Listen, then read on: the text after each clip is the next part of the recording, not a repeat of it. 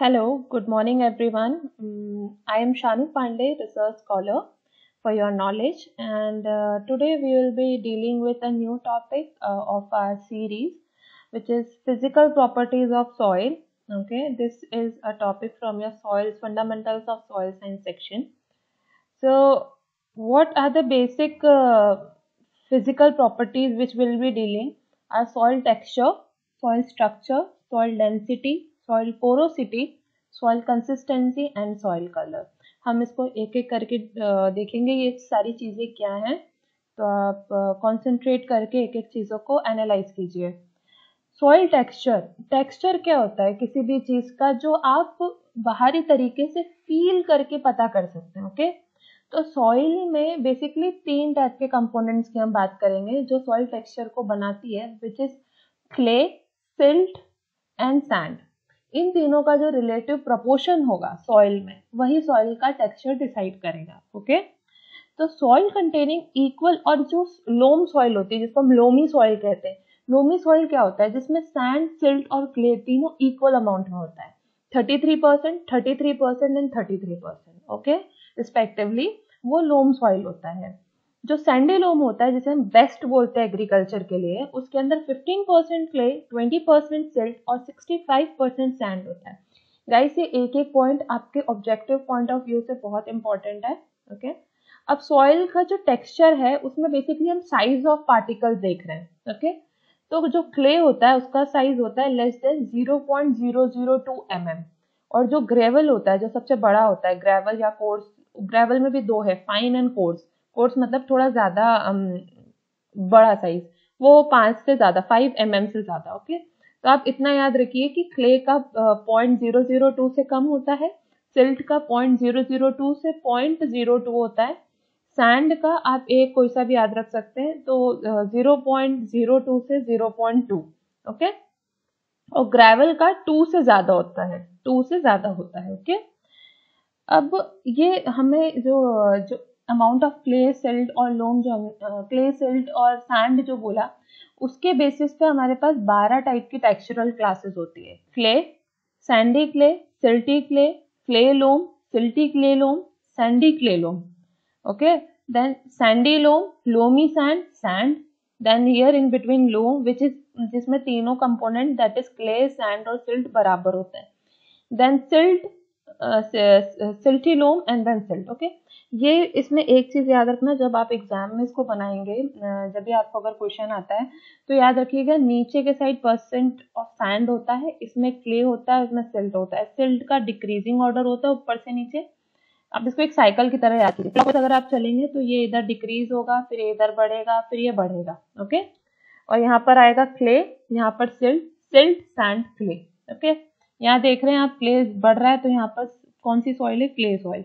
इधर सैंड बढ़ रहा है तो यहाँ पर सैंडी सॉइल, यहाँ सिल्ट बढ़ रहा है तो ये सिल्टी सॉइल। ओके, तो आप इसको याद रखिए, आप इसको एग्जाम में बना सकते हैं। सॉइल स्ट्रक्चर, तो हमने टेक्सचर की बात की। टेक्सचर का मतलब होता है size of individual particles present. जब हम उन पार्टिकल्स को अरेंज कर देंगे एक अप्रोप्रिएट ऑर्डर में तो वो एक स्ट्रक्चर बना लेंगे। Okay, so the term texture is used in reference to the size of individual particle present, but when we consider the arrangement of the particles, then we use the term structure.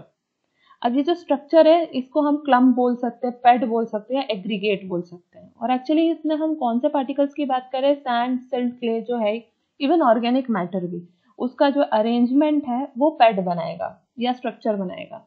अब जो ये paid है ये कैसे बनता है, waiting और drawing out, जैसे आप काली मिट्टी की बात करें तो उसका एक स्ट्रक्चर कैसे बनता है सॉइल का, क्योंकि काली मिट्टी बहुत जल्दी श्रिंक होती है और बहुत जल्दी वेट होती है, तो उसका एक स्ट्रक्चर बनता है। जब आप उसको प्लोइंग करोगे, जब उसमें आप हल चलाओगे या कुछ भी करोगे तो उसका एक स्ट्रक्चर बनता है ना, तो वो गेटिंग वेट या ड्राइंग आउट, फ्रीजिंग या जो भी फार्मिंग एक्टिविटीज आप करते हो उसकी वजह से पैड का साइज डिसाइड होता है, कि पैड का स्ट्रक्चर सॉरी डिसाइड होता है।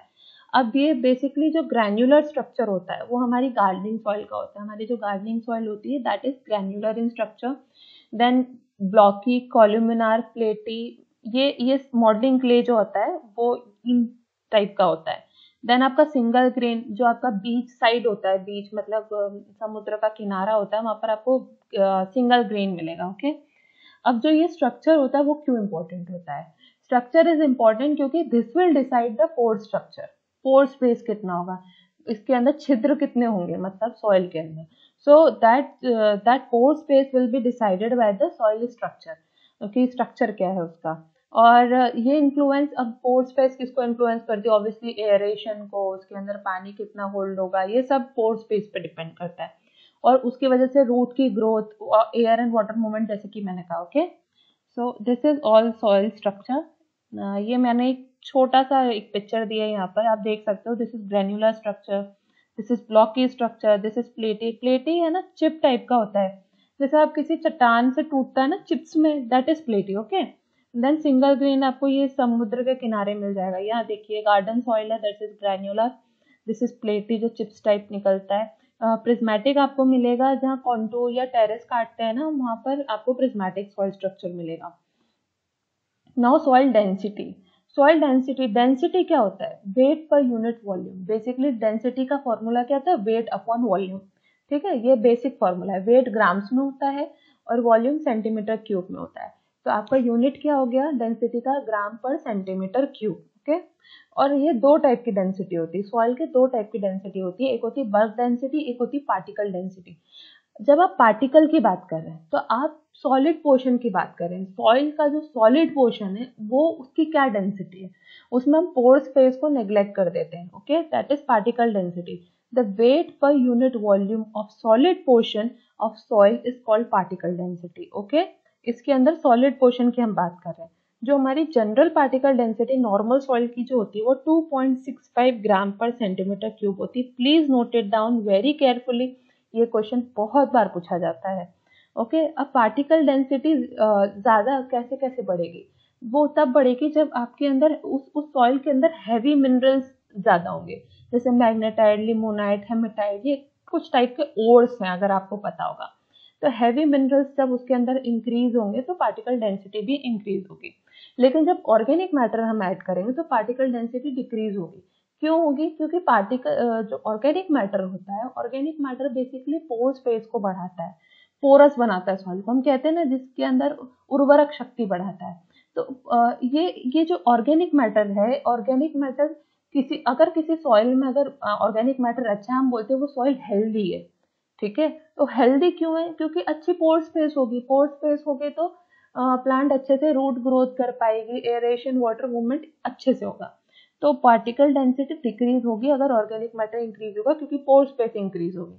पार्टिकल डेंसिटी को हम ट्रू डेंसिटी बोलते हैं, क्योंकि हम इसमें सिर्फ सॉइल से सॉलिड पोर्शन की बात कर रहे हैं। ओके गाइस, तो ये आप याद रखिएगा, 2.65 ग्राम पर centimetre cube. Now next is bulk density. जैसे कि मैंने कहा कि पार्टिकल डेंसिटी में हम पोर स्पेस को नेग्लेक्ट करते हैं, इसके अंदर हम इंक्लूड करते हैं, लेकिन हम इसमें ओवन ड्राई वेट लेते हैं। ओके, ओवन ड्राई क्यों? क्योंकि अगर हम नॉर्मल सॉइल को बल्क डेंसिटी निकालेंगे तो it will have some amount of moisture present in the pore space, so that pore space will not be empty ना टू मेजर आउट। तो that's why we take oven dry weight of unit volume of soil inclusive, मतलब included of pore space is called bulk density. ये हमेशा कम होगी particle density में, और किसी भी चीज की अगर आप पार्टिकल डेंसिटी निकालोगे तो उसकी बल्क डेंसिटी पार्टिकल डेंसिटी से तो कम ही होगी। इट इज 1.66 ग्राम पर सेंटीमीटर क्यूब। जो आपकी सैंडी सॉइल होती है उसकी 1.66 ग्राम पर सेंटीमीटर क्यूब होती है।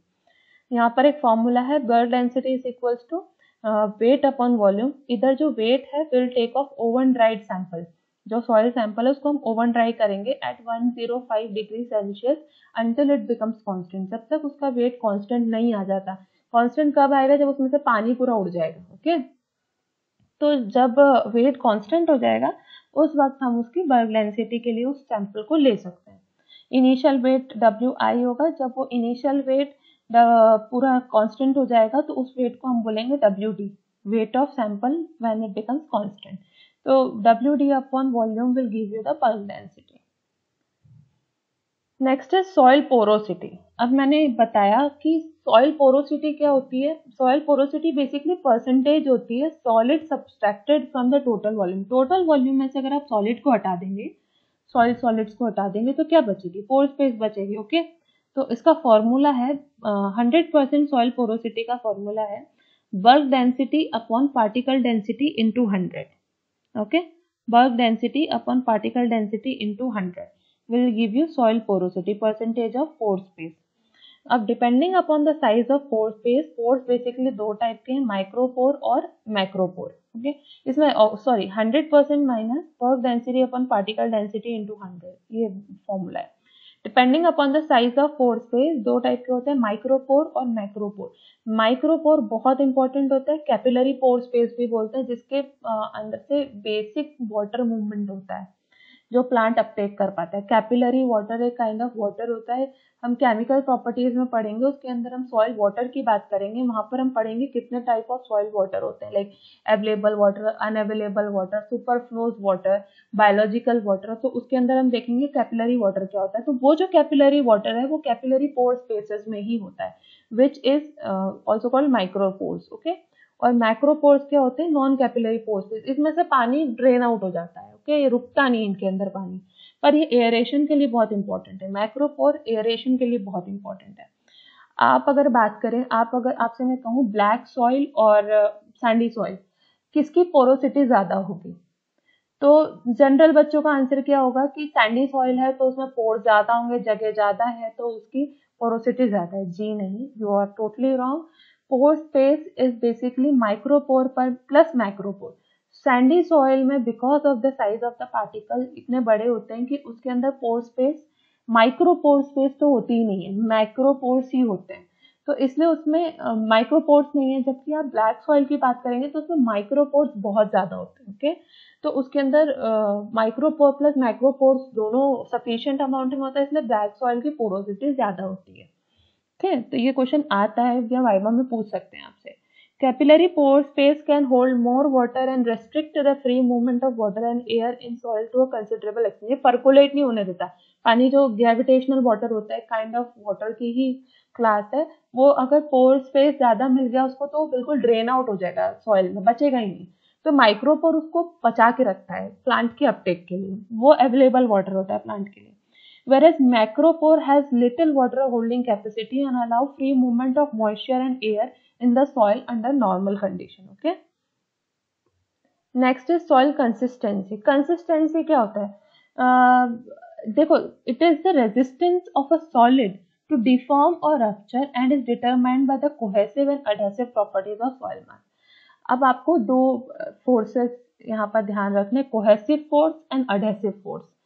ये क्या होता है, सेम पार्टिकल्स के बीच में जो फोर्स लगता है दैट इज कोहेसिव, और डिफरेंट पार्टिकल्स के पार्टिकल्स नहीं, उसको अगर मैं ठीक से बोलूं कि फिजिक्स में हमने पढ़ा है cohesive force is between the similar type of molecules, यानी कि सॉइल के बीच में जो होगा that is cohesive force. Soil water के बीच में जो होगा वो that will be adhesive force. Okay, adhesive मतलब अडहेयर होना, पानी सॉइल पार्टिकल के ऊपर अडहेयर हो रहा है, क्यों, क्योंकि वहां पर अडहेसिव फोर्स है. Okay, so this term is used to designate the manifestation of the cohesive and adhesive properties of soil at various moisture content. अलग अलग moisture content पे soil कैसा रूप दे रही है, मतलब कि अगर आप पानी ज्यादा दे रहे हो तो चिपकी हुई soil हो जाती है, तो वो उसकी consistency है.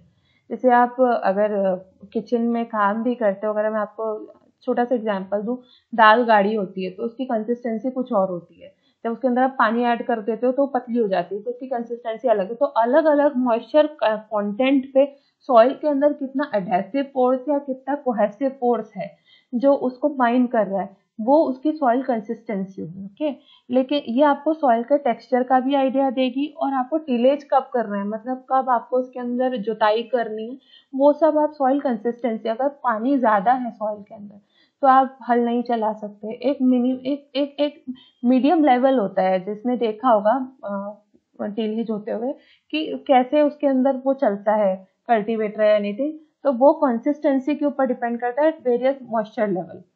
Okay, soil consistency in case of clay soil में हम उसको सॉइल प्लास्टिसिटी भी बोलते हैं. प्लास्टिसिटी का मतलब क्या है, आपने सैंड मतलब आपकी जो बालू रेत है उसका एक क्लम्प बनाया, एक गोला बनाया हाथ से. ओके, तो वो आराम से टूट जाएगा, लेकिन आप क्ले का बनाओगे तो एकदम इतनी आसानी से नहीं टूटेगा क्योंकि वो उसकी प्लास्टिसिटी है। ओके, तो हम क्ले के केस में सॉइल कंसिस्टेंसी को सॉइल प्लास्टिसिटी भी बोलते हैं। सॉइल कंसिस्टेंसी को मेजर करने के लिए हम अटरबर्ग यूनिट से इसको मेजर करते हैं, अटरबर्ग यूनिट। ओके, ये याद कीजिएगा। सॉइल कलर, सॉइल कलर क्या होता है, जो इंडिकेट करता है what kind of process is going on in the soil. Soil colour बहुत चीजों को अफेक्ट करता है। ओके, लाइक सॉइल का कलर इवन टेम्परेचर को भी, कि सॉइल अगर ब्लैक सॉइल है तो ऑब्वियसली वो जल्दी से एब्जॉर्ब करेगी सनलाइट को। ओके, तो वहां पर टेम्परेचर, सॉइल टेम्परेचर ज्यादा होगा। अगर सैंडी सॉइल है तो वो रिफ्लेक्ट करेगी, तो वाइट सॉइल है तो रिफ्लेक्ट करेगी। तो बहुत सारी चीजें होती है जो सॉइल कलर बताता है। अगर सॉइल कलर डार्क है दैट मीन्स कि उसके अंदर ऑर्गेनिक मैटर ज्यादा प्रेजेंट है। अगर रेड है तो उसके अंदर आयरन ऑक्साइड ज्यादा प्रेजेंट है। ओके, तो सॉइल कलर बहुत सारी चीजों को बताता है। It gives the indication of various process going on in the soil as well as the type of mineral present in the soil. For example red colour जो है वो अबंडेंस ऑफ आयरन ऑक्साइड की वजह से होता है। Okay, dark colour जो है डिकेड ऑर्गेनिक मैटर की वजह से होता है। येलो कलर जो है वो hydroxides of iron, iron oxide या फिर उसके हाइड्रोक्साइड्स की वजह से होता है। ओके, अगर ज्यादा मॉटलिंग या जिलेइंग टाइप की सॉइल है तो मतलब उसके अंदर पुअर ड्रेनेज, चिपचिपी सी सॉइल होती है ना जिसके ऊपर एक अजीब सी स्लाइमी सी लेयर बन जाती है, कई बार काई टाइप की लेयर बन जाती है, तो वहां पर पुअर ड्रेनेज होगा वाटर का, या तो वाटर टेबल बहुत हाई होगा, तो वहां पर एक मॉटलिंग सा हरा पीला सा कलर हो जाता है सॉइल का। ओके, अगर पेल येलो है तो उसका मतलब है कि वहां पर पीएच लो है, मतलब पीएच भी लो है, साथ ही साथ में एसिड सल्फेट ज्यादा उसके अंदर हो सकता है। एसिड सल्फेट, एसिड आपको पता होगा पीएच जो होता है न्यूट्रल पीएच 7 पे होता है, 7 से नीचे एसिडिक होता है, 7 से ऊपर अल्कलाइन होता है। तो ये एसिडिक, अब पीएच लो है दैट मीन्स वहां पर एसिड सल्फेट ज्यादा होंगे। सल्फेट जो होता है H2SO4 जो बनाता है, एसिडिक मीडियम जो होता है, तो इससे आपको पता चल रहा है कि एसिड सल्फेट ज्यादा प्रेजेंट है सॉइल में। ओके, सॉइल कलर को बताने के लिए हम मुंसल सॉइल कलर चार्ट का यूज करते हैं। मुंसल कलर सॉइल चार्ट, यहाँ पर देखिए मैंने एक पिक्चर लगाया हुआ है, इससे आप सॉइल को कंपेयर कर सकते हैं कि सॉइल कौन सी कैटेगरी में, उसकी वैल्यू क्या क्या है, वैल्यू किसकी, क्रोमा और वैल्यू कितना है। अब क्रोमा क्या होता है, ये तीनों बस आप याद कर लीजिए। ह्यू जो होता है वो रिप्रेजेंट करता है डोमिनेंट वेवलेंथ और कलर ऑफ द लाइट जो सॉइल रिफ्लेक्ट करेगी। Okay, value will represent the lightness of the colour, chroma will represent the purity और strength of the colour. Okay, तो मुंसल कलर चार्ट हम field में use करते हैं कि सॉइल का पता करने के लिए, बेसिकली सॉइल का कलर कौन सा है, उसकी वैल्यू क्या है, क्रोमा की वैल्यू की और यू की क्या वैल्यूज है, यहाँ चार्ट में दी हुई होती है। So guys, this was it with the soil physical properties. In the next videos, we'll be dealing with soil profile and soil chemical properties. Till then, आप सीरीज को फॉलो कीजिए, एंजॉय कीजिए and note it down the basic points जो आपको बाद में काम आएंगे। Thank you so much.